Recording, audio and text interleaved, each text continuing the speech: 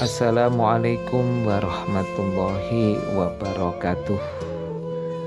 Dulu sesepuh Wali Songo yaitu Syekh Maulana Malik Ibrahim.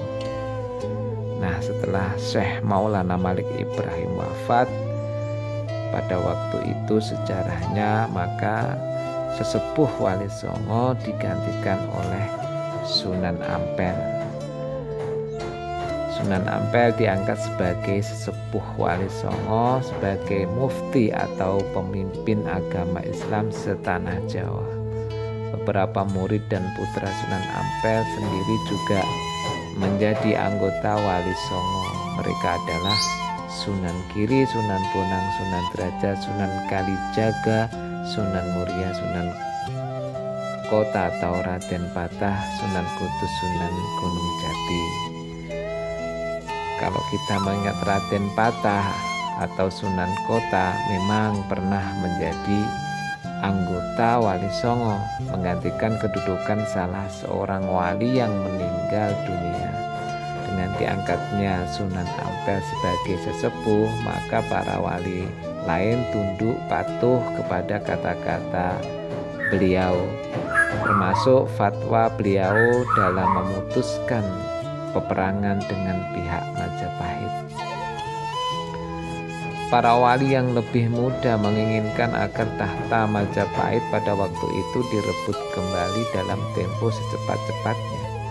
Tapi Sunan Ampel berpendapat bahwa masalah tahta Majapahit tidak perlu diserang secara langsung, karena kerajaan besar itu sesungguhnya sudah keropos dari dalam. Tak usah diserang oleh Demak Bintoro pun sebenarnya Majapahit akan segera runtuh. Nah, para wali yang lebih muda menganggap Sunan Ampel terlalu lamban dalam memberikan nasihat kepada Raden Patah. Mengapa Ramanda berpendapat demikian? Tanya Raden Patah yang terhitung menantunya sendiri. Karena aku tidak ingin di kemudian hari ada orang menuduh Raja Demak Bintoro yang masih putra Raja Majapahit Prabu Kertabumi telah berlaku durhaka, yaitu berani menyerang ayahandanya sendiri. Jawabnya Sunan Ampel dengan penuh ketenangan. Lalu apa yang harus saya lakukan? Kau harus sabar menunggu sembari menyusun kekuatan, ujar Sunan Ampel demikian. Tak lama lagi Majapahit akan runtuh dari dalam, diserang adipati lain. Pada saat itulah kau berhak merebut hak warismu selaku putra Prabu Kertabumi. Majapahit diserang adipati lain, apakah saya tidak berkewajiban membelanya? Inilah ketentuan Tuhan, sahut Sunan Ampel. Demikian. Waktu kejadiannya masih dirahasiakan. Aku sendiri tidak tahu persis kapankah peristiwa itu akan berlangsung. Yang jelas bukan kau adipati yang menyerang Majapahit itu. Sunan Ampel adalah termasuk sebagai penasihat politik Demak Bintoro sekaligus merangkap pemimpin Wali Songo atau mufti agama setanah Jawa, maka fatwanya pasti dipatuhi semua orang. Nah, kekhawatiran Sunan Ampel pun memang terbukti di kemudian hari. Ternyata memang ada orang-orang pembenci Islam memutarbalikkan fakta sejarah.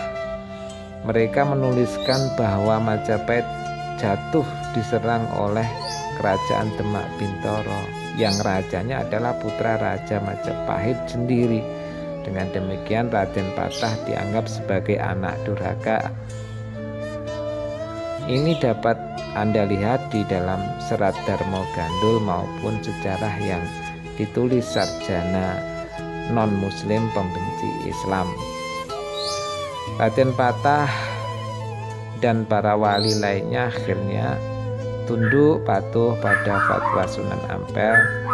Nah, kemudian tibalah saatnya Sunan Ampel wafat pada tahun 1478. Kemudian Sunan Kalijaga diangkat sebagai penasihat bagian politik di Demak. Sunan Giri pada waktu itu diangkat sebagai pengganti Sunan Ampel sebagai mufti, pemimpin para wali dan pemimpin agama setanah Jawa atau sesepuh yang selalu dimintai pertimbangannya. Setelah Sunan Giri diangkat sebagai mufti, sikapnya terhadap Majapahit sekarang berubah. Ia menyetujui usulan aliran Tuban untuk memberi fatwa kepada Raden Patah agar menyerang Majapahit. Mengapa Sunan Giri bersikap demikian? Karena pada tahun 1478 kerajaan Majapahit diserang oleh Prabu Rana Wijaya atau Girindrawardana dari Kadipaten Kediri atau Keling. Dengan demikian sudah tepatlah jika Sunan Giri menyetujui penyerangan Demak atas Majapahit pada waktu itu. Sebab pewaris sah tahta kerajaan Majapahit adalah Raden Patah selaku putra Raja Majapahit yang terakhir. Kemudian Demak bersiap-siap menyusun kekuatan, namun sebelum serangan dilancarkan, Prabu Rana Wijaya pada waktu itu keburu meninggal dunia karena diserang oleh Prabu Udara pada tahun 1498. Pada tahun 1512 Prabu Udara selaku Raja Majapahit merasa terancam kedudukannya karena melihat kedudukan Demak yang didukung Giri Kedaton semakin kuat dan mapan. Prabu Udara khawatir jika terjadi peperangan akan menderita kekalahan, maka dia meminta bekerja sama dan minta bantuan Portugis di Malaka. Padahal putra mahkota Demak yaitu Patiunus pada tahun 1511 telah menyerang Portugis di Malaka. Sejarah telah mencatat bahwa Prabu Udara telah mengirim utusan ke Malaka untuk menemui Alfonso untuk menyerahkan hadiah macam-macam. Ada yang berupa 20 genta gamelan, ada yang kain, ada bayi rami, tenunan, kembaya 13 batang, lembing yang ujungnya berbesi, dan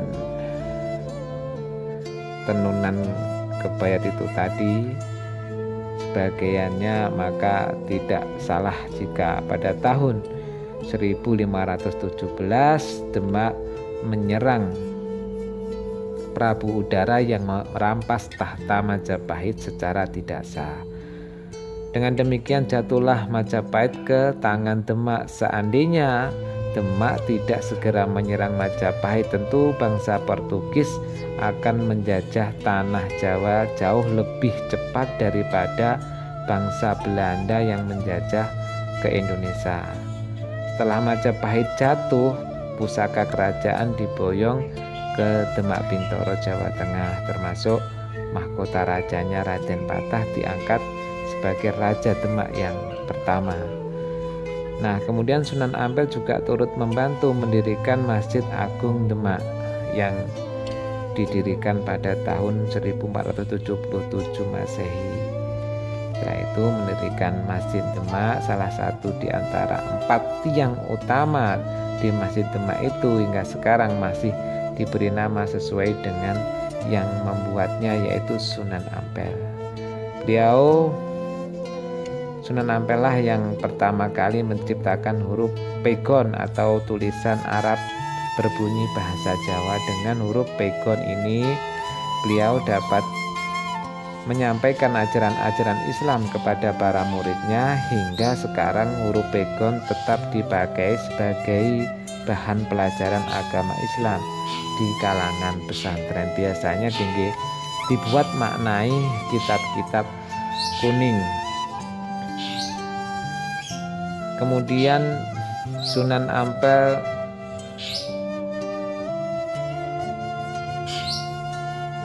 tentang adat istiadat lama, beliau menyikapi sangat hati-hati karena hal ini didukung oleh Sunan Giri yang Sunan Derajat, seperti yang pernah disebut dalam permusyawaratan para wali di Masjid Agung Demak.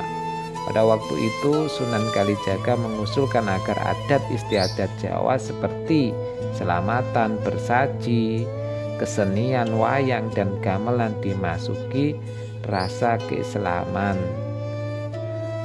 Mendengar pendapat Sunan Kalijaga tersebut, bertanyalah Sunan Ampel, apakah tidak mengkhawatirkan di kemudian hari bahwa adat istiadat dan upacara lama itu nanti dianggap sebagai ajaran yang berasal dari agama Islam. Jika hal ini dibiarkan, nantinya akan menjadi bid'ah. Dalam musyawarah itu Sunan Kudus menjawab pertanyaan Sunan Ampel. Saya setuju dengan pendapat Sunan Kalijaga bahwa adat istiadat lama yang masih bisa diarahkan kepada agama tauhid, maka kita akan memberinya warna Islami. Sedang adat dan kepercayaan lama sebagai misal gamelan dan wayang kulit, kita bisa memberinya warna Islam sesuai dengan selera masyarakat. Adapun tentang kekhawatiran Kanjeng Sunan Ampel, saya mempunyai keyakinan bahwa di belakang hari akan ada orang yang menyempurnakannya. Nah, kemudian adanya dua pendapat yang seakan bertentangan tersebut sebenarnya mengandung hikmah. Pendapat Sunan Kalijaga dan Sunan Kudus ada benarnya, yaitu agar agama Islam cepat diterima oleh orang Jawa, dan ini sangat terbukti dikarenakan dua wali tersebut pandai mengawinkan adat istiadat lama yang dapat ditolerir Islam, maka penduduk Jawa banyak yang berbondong-bondong masuk agama Islam. Pada prinsipnya mereka mau menerima Islam lebih dahulu, dan sedikit demi sedikit kemudian mereka akan diberi pengertian akan kebersihan tauhid dalam iman mereka. Sebaliknya, adanya pendapat Sunan Ampel yang menginginkan Islam harus disiarkan dengan murni dan konsekuen juga mengandung hikmah, kebenaran yang hakiki, sehingga membuat umat semakin berhati-hati menjalankan syariat agama secara benar dan bersih dari segala macam bid'ah. Inilah jasa Sunan Ampel yang sangat besar sekali. Dengan peringatan inilah beliau telah menyelamatkan akidah umat agar tidak tergelincir ke lembah musyrik.